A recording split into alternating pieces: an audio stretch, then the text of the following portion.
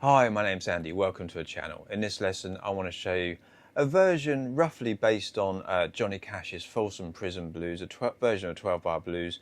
It's not an exact copy of the record. Obviously, it's a single guitar arrangement of the band recording, but there's a cool few little things we can take as guitarists, kind of nicked from his kind of country style, adding like a nice little bass line moving underneath our chords in a blues. It could be any style of music, but in a blues like this, it sounds really cool. So, on the record, Folsom Prison Blues is in the key of F. You can play all this with open chords in the key of E and just put a capo at the first fret. I'm going to teach it in the key of E without the capo, just so that anyone can play along. You don't need to have a capo handy to do this. So E is our first chord. But what we want to do instead of just strumming these chords, if you're using that, I've got my pick here, or thumb, or fingers, we don't want to just strum the chord. To get this kind of like country sounding bass line, we're going to alternate some bass notes.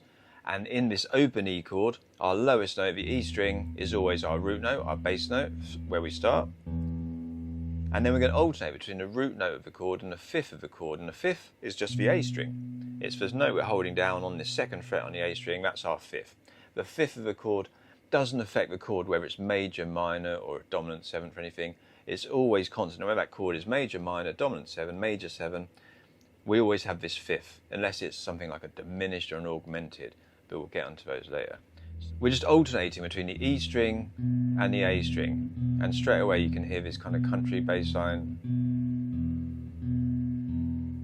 If we use just our fingers, I'll put my pick down, just use our fingers, we would, between each bass note, E string, A string, E string, A string, we would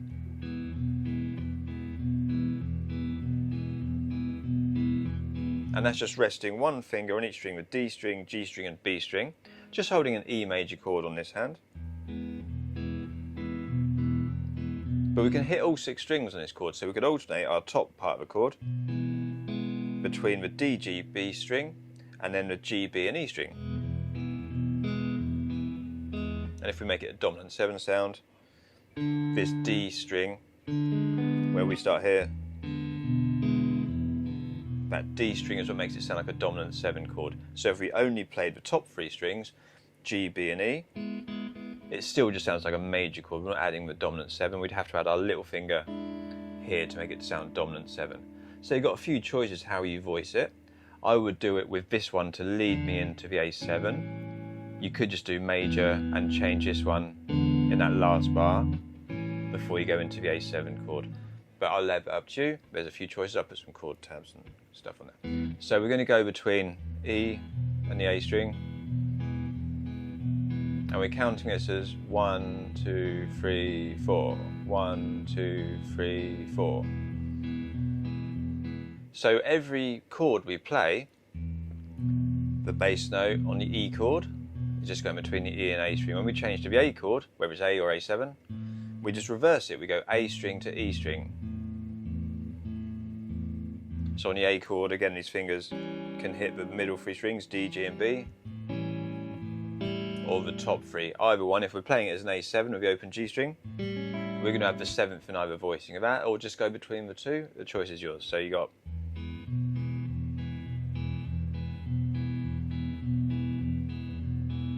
adding the E7.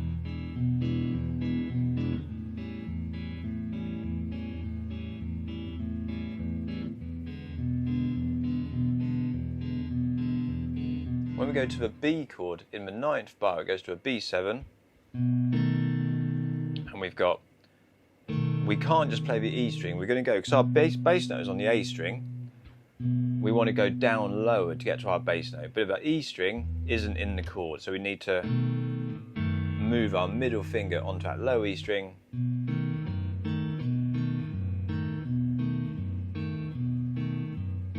back to E. I prefer playing this with a pick, so I'm going to play my E chord, alternating E string to A string, E string to A string. Do it as an E7 chord. We haven't changed the chords, we're only playing the bass notes. We need our fingers, so use our pick to pick the bass notes, and then add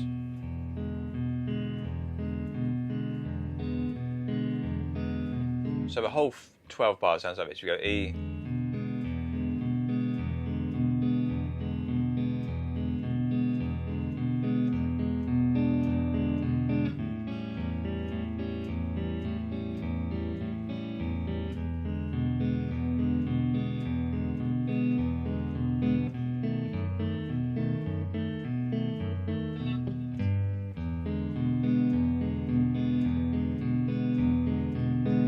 and that's our rhythm part.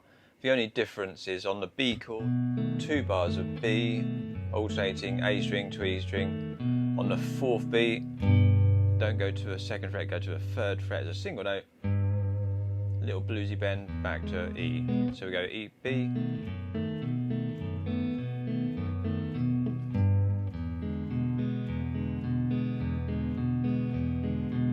And that's our rhythm part. All we're doing is picking out these bass notes. It's on the E chord between the E string and the A string. Make sure we keep a nice smooth bass part, very even rhythm with our chord in between.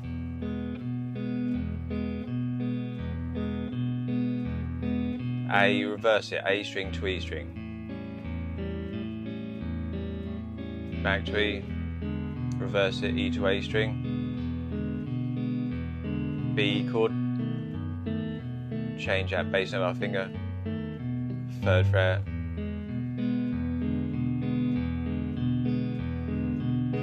And that's how we get through it nice and smoothly. You can play around with some different voicings on these chords. You could try and play it with a pick, but I think it sounds a bit messy and a bit scrappy trying to... You'd probably want to do the chord part with an upstroke, the bass parts on downstrokes, but I think it's a bit messy. For me, I like doing it with fingers or a mixture of pick and fingers. You can palm mute the bass notes. Just rest your palm your hand very lightly on the strings, on the E and the A string only. Don't want to mute the chord. Then we get a tighter, which sounds really cool. And then we add.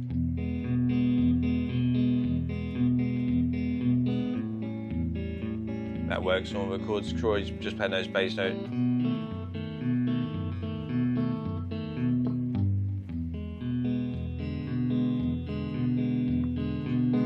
And then you could just go this really nice bass sound. Makes it sound a little bit more musical. And then there's this cool little lead guitar line. The main little lick is just doing this little.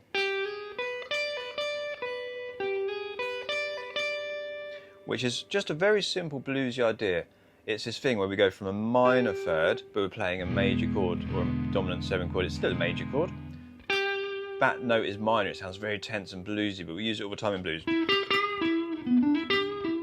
But then it's this minor 3rd to major 3rd.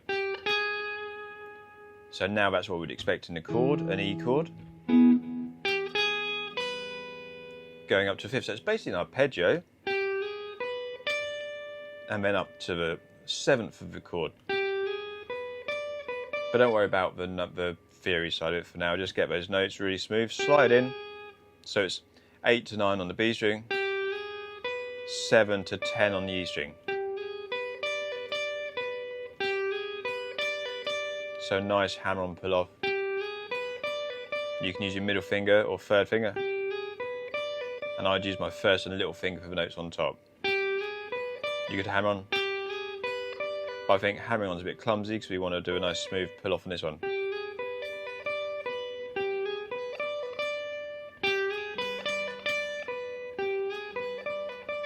That will only work over the E chord. And on the record, he plays it on the E chord, then he just sort of strums some chordal stuff on the A and the B chord. So with a loop, I'll do a little loop with the bass part as smooth as I can, and then I'll show you the lick on top. So it goes.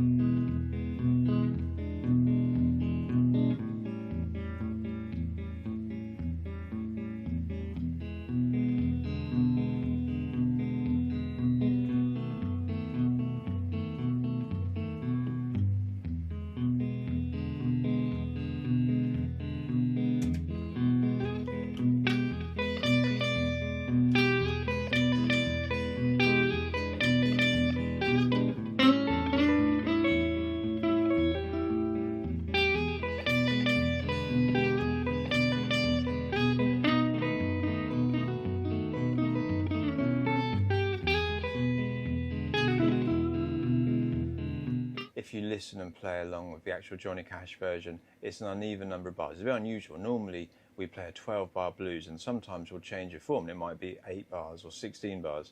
And it's very unusual. He plays 11 bars. It's an uneven number of bars.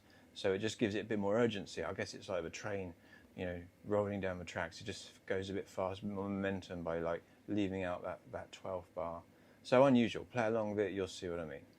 So have fun with it. It's a really good song. So I hope you got something from the lesson. It's a lot of fun to play this kind of style of guitar.